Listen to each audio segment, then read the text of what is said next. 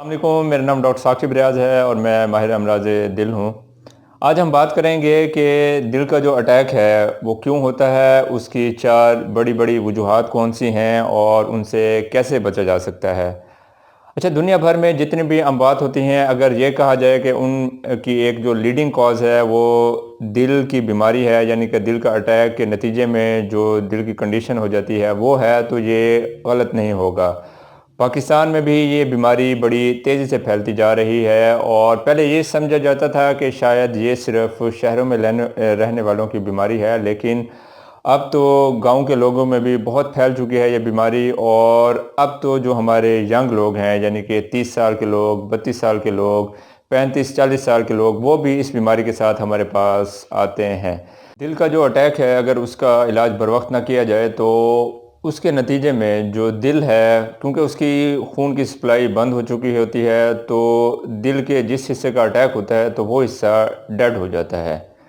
یعنی کہ مثال کے طور پہ اگر پہلے دل 65%، 70% کام کر رہا تھا، تو اگر دل کا ایک بڑا اٹیک ہوا ہے تو اس کے بعد دل کا جو فنکشن ہے وہ 30%، 25% پہ آ جاتا ہے۔ اور پھر ظاہری بات ہے، جب دل کا جو فنکشن ہے وہ 30% یا 25% پہ آ جائے تو اس کے بعد جو زندگی ہے وہ مریضوں کی مشکل ہو جاتی ہے۔ ہاں، دوائیوں سے کچھ فائدہ تو ضرور ہوتا ہے، لیکن جو نارمل فنکشن ہوتا ہے جس کے بنیاد پر انسان اپنی زندگی گزار رہا ہوتا ہے، وہ فنکشن چونکہ کم ہو جاتا ہے، اس لیے زندگی مشکل ضرور ہو جاتی ہے۔ تو آئیے ہم ان چار بڑی وجوہات کے بارے میں غور و فکر کرتے ہیں کہ اگر ہم شروع سے ہی ہمیں پتہ ہو کہ یہ چار بڑی وجوہات ہیں اور ہم شروع سے ہی ان کے علاج کی طرف توجہ دیں تو دل کی جو بیماریاں ہیں ان کو کم کرنے میں کافی مدد ملے گی۔ سب سے پہلی جو اہم وجہ ہے وہ ہے بلڈ پریشر۔ جو عمر بڑھتی چلی جاتی ہے تو جو بلڈ پریشر ہونے کے چانسز ہیں وہ بھی اسی طرح سے بڑھتے چلے جاتے ہیں۔ لیکن ہمارے ہاں جو مسکنسیپشنز ہیں وہ یہ ہیں کہ بلڈ پریشر کے علاج کی ضرورت نہیں ہے۔ بلڈ پریشر لوگ کبھی چیک کروا لیتے ہیں، کبھی نہیں کرواتے۔ جب ان سے پوچھا جائے ہاں جی کوئی دوائی لے رہے ہیں، وہ کہتے ہیں نہیں جی دوائی تو نہیں لے رہے کیونکہ ہمیں بلڈ پریشر ہوتا ہوا محسوس نہیں ہوتا۔ اب یہ ایک بڑی مسکنسیپشن ہے کہ اگر لوگوں کو لگتا ہے کہ جب بلڈ پریشر ہوتا ہے تو مریض کو کوئی سر میں درد ہوتا ہے یا پٹھے کھنچتے ہیں یا کچھ اس طرح سے معاملات ہوتے ہیں، حالانکہ یہ کوئی صحیح بات نہیں ہے۔ بلڈ پریشر اگر 180 190 تک بھی چلا جائے تو ضروری نہیں ہے کہ مریض کو کوئی علامات ہوں۔ اس لیے بلڈ پریشر اگر آپ کو ایک دفعہ تشخیص ہو گیا ہے کہ آپ کو بلڈ پریشر ہے، اس کی پراپر تشخیص ہو گئی ہے، 2 سے 3 مرتبہ یہ پتہ لگا ہے کہ آپ کا بلڈ پریشر زیادہ آ رہا ہے، تو آپ کو اس کے بارے میں سیریس ہونا ہے اور آپ کو اس کا علاج کرنا ہے، لگ کے اس کا علاج کرنا ہے، کیونکہ بلڈ پریشر ایک ایسا مرض ہے جو کہ آہستہ آہستہ آپ کو بیماری کی طرف لے کر جاتا ہے۔ بلڈ پریشر کنٹرول نہیں ہوگا تو نالیاں، خون کی جو بھی نالیاں ہیں جو کہ دل کی طرف جا رہی ہیں یا جو دماغ کی طرف جو نالیاں ہیں تو وہ تھک ہو جاتی ہیں، وہ موٹی ہو جاتی ہیں، خون کا بہاؤ ان میں سست ہو جاتا ہے، تو دل کا اٹیک بھی ہو سکتا ہے۔ اس کے علاوہ فالج کا اٹیک بھی ہو سکتا ہے، اس کے علاوہ گردوں کی بیماریاں بھی ہو سکتی ہیں۔ تو یہ ایک ایسی بیماری ہے جو کہ جو 3 میجر سسٹم ہیں ان کے لیے خطرناک ثابت ہو سکتی ہے۔ تو اس کے بارے میں آپ ضرور غور و فکر کریں۔ اگر آپ کو بلڈ پریشر ہے تو اس کا لگ کر علاج کریں تاکہ جو آنے والے جو مشکلات ہیں جو آپ کی صحت کو لاحق ہو سکتی ہیں ان سے بچا جا سکے۔ اچھا، دوسری جو اہم بیماری ہے جو کہ پاکستانی پاپولیشن میں اب کافی زیادہ پھیلتی جا رہی ہے وہ ہے شوگر، یعنی کہ ڈائبٹیز۔ شوگر بھی اگر ہو تو شوگر جسم کے تقریباً جتنے بھی آرگنز ہیں ان کو افیکٹ کرتی ہے۔ آنکھیں لے لیں، سماعت لے لیں، آپ دماغ لے لیں، آپ دل لے لیں، آپ معدہ لے لیں، جون سے بھی آپ سسٹم کا نام لیں، تو شوگر ہر سسٹم کو افیکٹ کرتی ہے۔ اور دل پر بھی اس کے افیکٹ ہوتے ہیں۔ ظاہری بات ہے اگر شوگر ہے تو خون کی نالیاں، جیسے میں نے بلڈ پریشر کے حوالے سے بتایا، تو اس کے حوالے سے بھی نالیاں جو ہے وہ ان کی تھکنس میں اضافہ ہو جاتا ہے، خون کا بہاؤ سست ہو جاتا ہے۔ تو الٹیمیٹلی اگر شوگر لمبے عرصے تک ان کنٹرول رہے تو یہ دل کے اٹیک کا سبب بن سکتی ہے۔ تو اگر آپ کو شوگر ہے، اگر شوگر ابتدائی مراحل میں ہے تو ظاہری بات ہے ہمیں ڈائٹ کے ذریعے اس کو کنٹرول کرنا ہوتا ہے۔ اگر اس سے بھی کنٹرول نہ ہو تو پھر ہم میڈیسنز کی طرف آتے ہیں۔ تو اگر شوگر کے بارے میں بھی بہت ساری مسکنسیپشنز ہیں، لوگ کہتے ہیں ہاں جی بس ایک دفعہ شوگر ہوئی تھی، اس کے بعد ہم نے کبھی چیک ہی نہیں کروائی۔ دیکھیں، اگر شوگر ایک دفعہ آپ کو تشخیص ہو گئی ہے تو یہ اس کے بہت کم چانسز ہوتے ہیں کہ آپ کی شوگر پھر ختم ہو جائے۔ ہاں، ڈائٹری موڈیفیکیشن اگر آپ نے کی ہے، کوئی ایکسرسائز شروع کر دیا ہے تو اس سے کنٹرول تو ہو سکتی ہے، لیکن ختم نہیں ہوتی۔